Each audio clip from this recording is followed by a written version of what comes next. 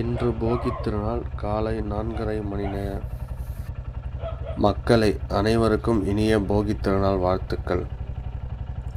இந்த நன்னாளில் நான் உங்களிடம் ஒரு சிறிய கருத்தை பகிர்ந்து கொள்ள விரும்புகிறேன். மக்களே, இங்கு பார்த்த வரையில் போகி கொண்டாடியவர்கள் அனைவரும் முதியவர்களே, இளைஞர்களும் சிறியவர்களும் வெகு சிலர். இதற்கு காரணம் என்ன?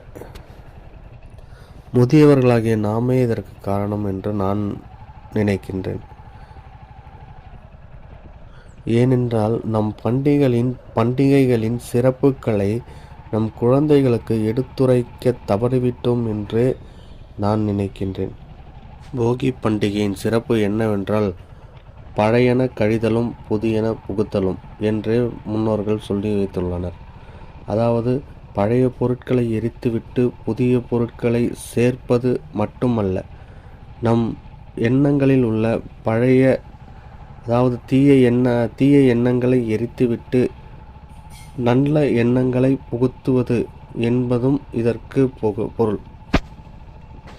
ஆகவே இன்று முதல் நாம் நம் தமிழ் மற்றும் தமிழர் சிறப்புகளை மற்றவர்க்கு பகிர்வோம் என்ற உறுதியை ஏற்போமாக. இந்த காணொளி உங்களுக்கு பிடித்திருந்தால் மற்றவர்க்கும் பகிருங்கள்.